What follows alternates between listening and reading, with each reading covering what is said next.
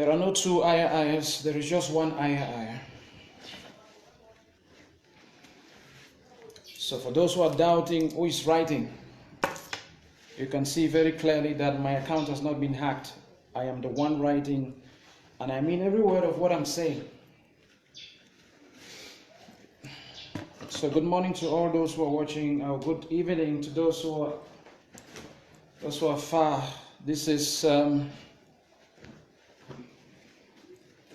This is Nigeria, preparing to return to base. I cannot believe what I'm reading from people. I cannot believe I just said I should put up a post. Even people who have talked with me, I am talking with them on Messenger, and they are writing on my posts that my account has been hacked. My account has not been hacked. Nobody has hacked my account. This is me talking. This is me. I'm free. There is no gun here. I could even turn the camera around so that people can see there is no gun here. I'm the one talking. Ayah Ayah. My face has not changed. If you cannot see me clearly, you could tell me. I could even undress. My face has not changed. It is me talking. I cannot be presenting the situation of suffering people. I'm speaking on behalf of very desperate people in Nigeria, here in Nigeria and back home, and people are instead firing stones against me. What kind of society are we trying to build where people don't want to hear the truth? What are we up to? We don't want to hear the truth. Let me just give a small example so that people just you're all wonderful people, please. You're all wonderful people. Don't get me wrong. Don't get me wrong. You're all wonderful people. I'll just give a small example so that people should start setting things very straight. You get to a refugee camp. You're about to share what you brought for the refugees from the Southwesterners Association in Denmark. You're sharing what you brought to refugees. You call the leaders. You tell them to come and take what you've brought to refugees and share with the refugees. And the refugees tell you that no leader is taking anything from here. That you, Ayah, we have a lot of respect for you. You better take these things home than let anybody here in Nigeria take this thing and share it to anybody. We are just respecting you, but if you want to insist, we'll go mad. If you are in Nigeria, go to the ECOM camp now as I'm talking, before I even leave, so we can settle scores there. Just go to the ECOM refugee camp and interview all the refugees there individually. And we'll know if Ayah is just making up a story because he wants to make friends or make favors. I'm not looking for favors or looking for friends here. I'm talking about suffering people. Our refugees are mothers that are pregnant and kids that need things that belong to them, and they cannot have the things because we approach somebody and the person is telling us, or a group of people, that they will share the things at the right time, at their own time. God, this is madness. At their own time. When is the right time? You have a woman who is pregnant, sleeping on the floor. A pregnant woman sleeping on the floor with kids. There are women that are watching this video. Do you know what it means for a pregnant woman, a woman awaiting child, carrying child in the stomach, to be sleeping on the floor or standing, whatever? And when you meet people and you're asking them, but what is this all about? The people are telling you they will share it at the right time. When is the right time to save the life of an unborn baby, or to keep a woman that is carrying child in good health so that she can safely put to birth her child? What is the right time? What are we talking about? We are here in the deep blue sea saying the sea is too deep, we cannot swim, we don't have life jackets to swim, and there is nobody to save us from this deep blue sea. We are sinking. We want a change of this, and at the same time we are moving towards a deep valley. How can we be preaching virtue and we are practicing vice? Tell me what can be the right time for a woman who needs a mattress to sleep on. What can be the right time? If not now that she needs the mattress to lie on the mattress. And I know these people are calling me and threatening me. Wait for me, I'm coming into Cameroon today. Wait for me along the stretch and do whatever you want to do. It's not a problem. The truth hurts. The truth has to be spoken. It's truth. Truth is truth. Now, if there are anybody there, all those writing those comments, I'm nothing against you. You may be doing that out of ignorance. All those writing those comments.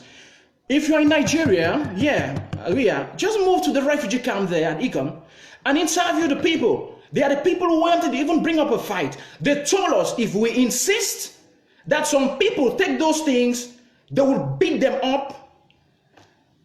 There is my resource person for the Central region, Mr. Mbako Gilbert. You know him. He's there in social media.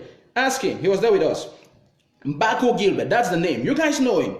There is my national coordinator, Mr. Ikoge Francis Ndile. He's on the social media. You guys know him. Call him and ask. There's my wonderful sister, Evelyn Sue. She's on the social media too. Those are the three names. I can repeat them to you again if you've not gotten the names. We were there. All of us were there together.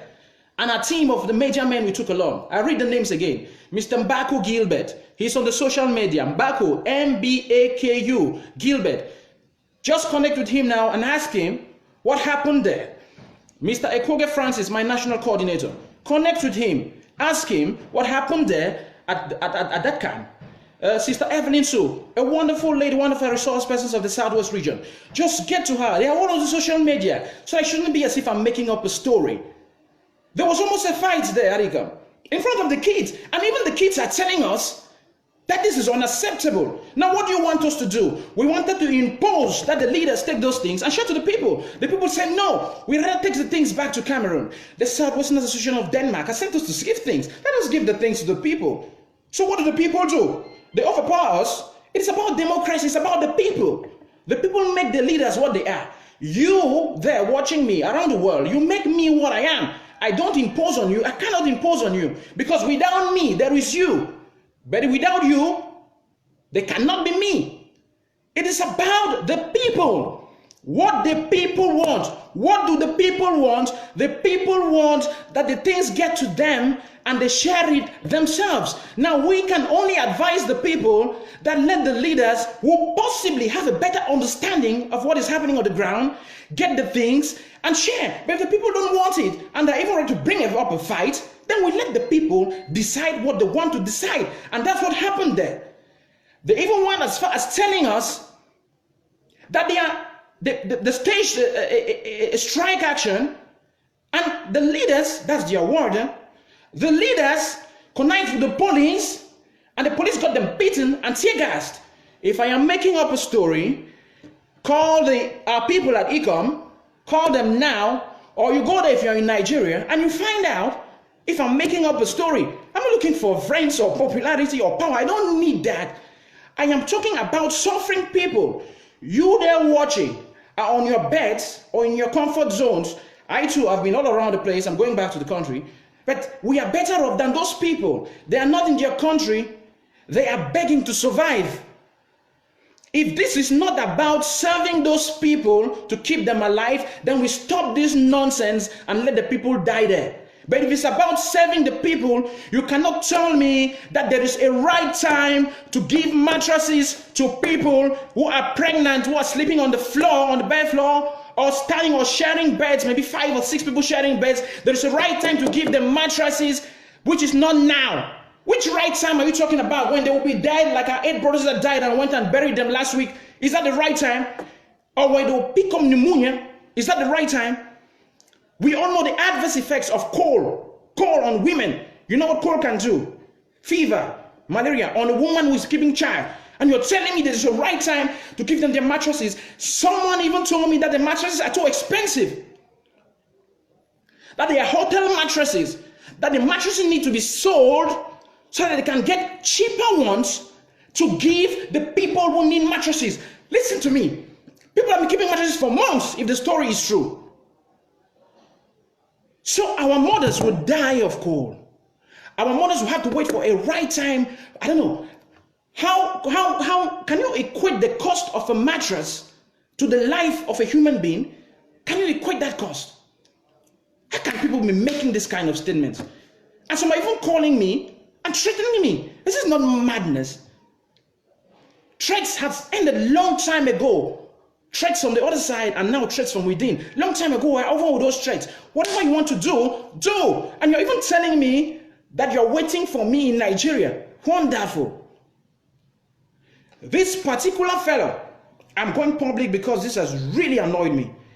I'm working with a team of people. I am fully responsible for their security. These are people who have wives, people who have husbands, people who have children. And you are telling me that you are waiting for us here again in Nigeria. That is madness. This same man who made this statement cornered my national coordinator trying to investigate on how we got into Nigeria, what kind of pass we use, what road we use. Are you getting this? Coming from a brother. This same man we're talking about. We're preaching. What are we preaching? We're preaching A and we're practicing B. How can the mattress be too expensive to give to a pregnant woman who needs a mattress to lie on? A mattress can be expensive. What is, am I dreaming? Am I dreaming here? I've not been sleeping all night, receiving calls, threats, and some nonsense for some people. I'm not even going back to the country. I have told some people to apologize. I'm very serious about this. I am very serious about this. I've told some people to apologize. Because people cannot be making money in detention and using the AYAH Foundation to cover up their madness. It is unacceptable. It is unacceptable. Nobody should accept this. Nobody should try to cover this up. We've tried to solve this in-house, and we're still trying to solve this in-house because I think it's the right thing to do to save to save the face of some people who appear, I use the word appear, to be the face of the wahala we are all facing. That's why I've gone gentlemanly for a very long time. I've given them time to withdraw their statements and back off. Withdraw their statements and back off. That is very gentlemanly of me. If they cannot withdraw their statements and back off, then I'm not forced to go public and I say everything I have to say and present proof of what I'm saying. It will not just be words, it will be with proof of what I'm saying. I just give you a simple example. I give you a very simple example. There is my good brother Weber Bruno in detention. I have really gone mad about him because he's siding with evil. But I just understand that he could be under pressure or some kind of duress because there is something in that prison that we don't understand. Our people have been trying to, a number of times, they came up with memos, we calmed them down, that no, you people need to be together. They've tried to carry out strike actions, we can't calm them down. No, you people need to be together. You need yourselves now more than ever. Over and over, we've tried to solve this in-house. If we cannot solve it in-house, if some people continue to be I think they are surprised by popularity and money, then we'll have to go public about it. And it applies to the AYAH Foundation. If you have anything against the AYAH Foundation and you try to call the AYAH Foundation to order and they refuse, go public about it. Public rebuke. Most of us watching are Christians. Public rebuke is better than secret love. So if you call Mr. Ayah and you tell Mr. Ayah that I gave you 200,000 francs, or I use a perfect example, Mecca, Montreal, Canada, those wonderful people in Canada. If they call Mr. Ayah and say, we gave you 2 million francs to provide assistance, which is what they did, to provide assistance to our refugees in Nigeria and those within the country, and we don't see accounts, tries to present to us accounts and proof of what you have done. And AYAH does not do that. They try over and over again, and AYAH does not do that. Mecca, Montreal, Canada, go public and display all the thing in public. That public rebuke at least would save some people from sending money to the AYAH Foundation, which AYAH is possibly using for something else. This is about suffering people. You and I are talking you are free. We're sure of having a meal in the next few hours. We're sure of moving around freely, even though they are bullets. But we are better off than those people that are dying in the camps. We had to bring back 8 girls. Only 2 are coming. 7 are pregnant. Among them, my cousin. Do you know what those people are going through in those refugee camps? That the girl is there. She has nothing to do. She has lost everything. Her house has been burned. She has possibly lost her parents. and she has 2 years to be in someone else's country. She's raped by somebody, she's pregnant, the family threatens that you cannot even take the girl, and some people are enjoying themselves in the name of taking care of our people, and people want me to be quiet about this, and they're even threatening me. This is madness. It is unacceptable. If people don't repent, we go public about this. There is no joking about this. No jokes. If people cannot repent, we go public about this. Here we are. We have no more lives on our own. We've put our lives on the line. We are navigating through bullets. We met bullets on our way every time. Bullets on our way going. We'll surely meet bullets on our way coming back. We have enemies on both sides. And some people are joking about this. There is no joke about this. I've already mentioned the names you people have heard. I don't want to call some names because I'm expecting them to repent. If they don't repent, they'll go public about it. If you needed names, you just go through my post. I've posted some things a while ago. I'm keeping some names for now because I want that we stay together. It is important we stay together. This is not about getting some popularity. We don't need that now. This is not about creating division. We don't need that now. This is about taking care of people that are dying. And to take care of those people that are dying, even if it means we put our lives on the line to do that, we will do it. We will do it. This is madness. I'll give you another example. A group in the UK. A group in the UK. I want to call their names for now. A group in the UK. My very good friend, I'll call a name. My very good friend, Fombad Foba in the UK. Can give you more details about that. A group in the UK. When late Pawisi was in detention, was in the hospital, in detention, he came to hospital. I was taking care of Pawisi. And that's one of the things that have made me grow very mad about people in detention. I'm taking care of hospital bills, and people are sitting somewhere saying they paid the bills so that they can cover up their madness. It is unacceptable. We'll expose all those things unless they repent and confess. That group sent money, close to 700,000, so that bills of Pawisi should be taken care of. Close to 700,000. They called me and said, we've sent money, call this person, the person who gave you the money, and take care of Pawisi. If I had to wait for that money, Pawisi would have died. He would have died. Sadly, he died some time ago. If I had to wait for that money, he would have died. Till date, that close to 700,000 has disappeared. The group knows, they know themselves. And how can you keep sending money to the same people that are using it to enrich themselves? How can you keep doing that if you're not in complicity with that? You're in complicity with it. How can you keep sending money to the same people are complaining about? How can you keep doing that if you are not in complicity with the nonsense? How can you keep doing it? You know it very well. The detainees are telling you that we are suffering here and money is being mismanaged. People are not handing us finances well. And you keep using the same people to send money to help people that are dying and people that need assistance. Are you not in complicity with the whole thing? Are you not maybe you're sharing the goodies? Then when my team goes there, the detainees are arresting them and asking them and telling them that we've heard that they gave you people 500,000. We've heard that some bills people are claiming that you paid, you didn't pay. How can somebody say that he's in detention? He's paying bills of somebody I'm taking care of in hospital, and that I am collecting the receipts and going with the receipts. Is it not madness? And people are tolerating this. Is it not madness? He's there, he's not there. They're there. It's a gang. Is this not madness? And people can condone this. People are calling me and threatening me. This is mad.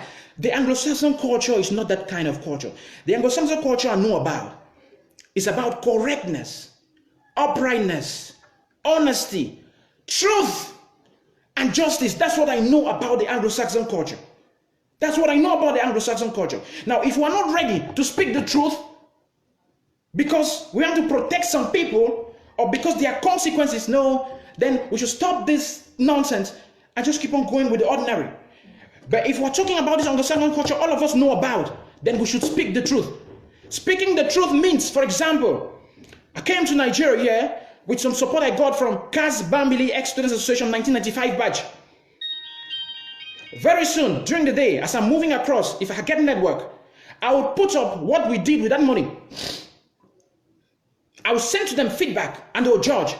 If they are not satisfied, they will call me and say, Mr. Ayah, we are not satisfied with this thing you did. Can you explain to us how you spent our funds? I will explain to them.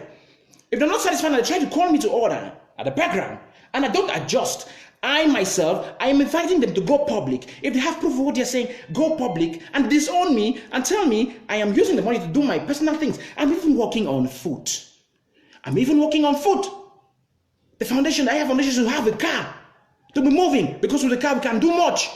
We've gotten apartments in Bamenda for Madam Sam Sawyer and some other IDPs. They have to come there.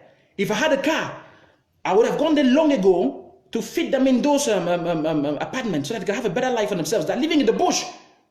If I had a car, I would do that. I would do 3 of those things at once. I would leave from there and go to Jombe to pay the hospital bills of those. I'm not campaigning for a car. I'm giving an example, please. I'm not campaigning for a car. Don't bother. I'll try to fix that old thing I've left in the garage for more than 9 months now and use. I'll leave there and go to Jombe and meet those our sisters the corpse of their mom has been detained in the hospital. They have a bill of 1.5 million to pay. They need to pay that money. They need the corpse so badly. It's African tradition to go and bury the corpse honorably so life can go on. I'll leave there and go there. Then I leave there and go to Boya and need Majin. But I'm working on food and people are there talking nonsense. This is unacceptable. This is unacceptable. It is not acceptable. Those who are guilty, let them confess. Oh, let them confess. Let them confess.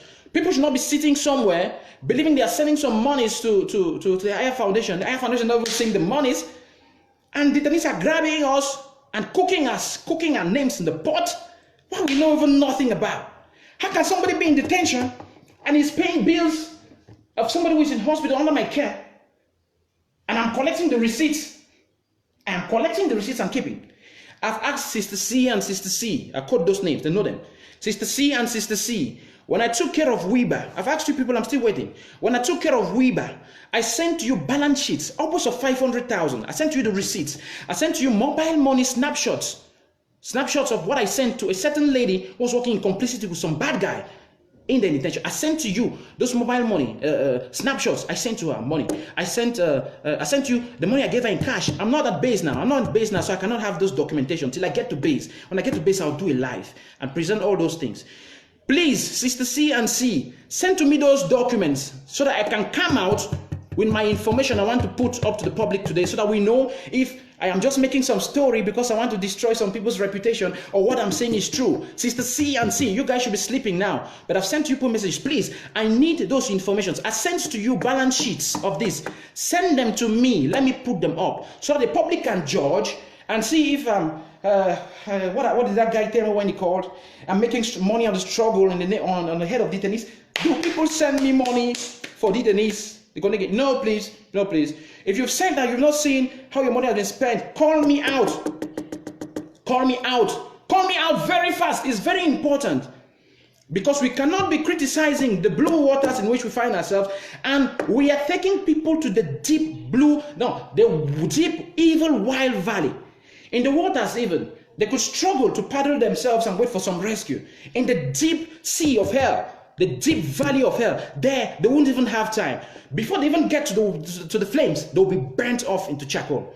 So we should stop this politicking. We should stop this madness. I can't be passing out on information, putting my head on the line to save people who are dying in the refugee camps, and to save some others in detention who are grumbling every day about the nonsense that is happening there. And people think I'm just wasting my time. I have nothing to say. What kind of nonsense is this? Nothing to say? I have a lot of things to say. I have a lot of things to say. I have told a certain lady, listen to this, it's important. I have told a certain lady of a certain NGO, I told her through my resource person who talked with her.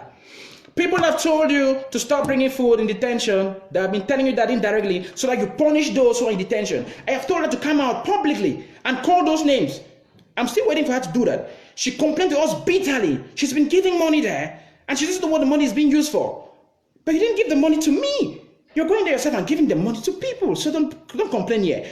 Call out the names of those people. Call them out. Are you listening? People in detention telling somebody not to bring food, indirectly telling her indirectly not to bring food, so that you punish those who are getting stubborn. What do they mean by those that are getting stubborn? Those that are trying to investigate the corruption that has been existing there for a very long time. See, me turn no fire. My brother Weeba is not watching this video. If what I heard, I'll go to detention and find out. If what I heard from my brother Weeba Bruno, whose bills I paid, I was with him day and night in the hospital till he got well. If he sided with this madness, thought I will fight. God forgive me, brother Weeba. Nemesis will catch up with you. Nemesis will catch up with you. You are in the hospital. Sorry, you're in detention. I don't have a phone. You can't watch this. You are in the hospital, Mr. Weeba. When people were calling me from abroad, telling me that they're given money for your bills to be paid. That's why am I claiming I'm paying the bills? You were there, you had the calls. You're in detention now, trying to support evil. You had the calls. You insisted I tell you who are those calling. I said, don't bother, I am paying the bills. Get well and go back to detention. I don't want to fight there. And you can go now and go and side with evil. Nemesis will catch up with you. It will catch up with you. It will catch up with you so badly. If you're doing this, it will catch up with you so badly, you won't even repent. And people are even lying. In African tradition, don't lie on the heads of dead men. People are even lying on the heads of dead men. On the heads of dead men. Those of you who know, let me sit down. I'm packing my bag to go back to Cameroon. Those of you who know, those of you who know Mama Vitalis, those of you who are living in Kumbo, those of you who know late Vitalis' wife, just go to her immediately and call her. I don't have my phone here, the number is there. Just go there and ask her. Who was paying the bills, running around? Her husband was almost dying. At a certain point, they even told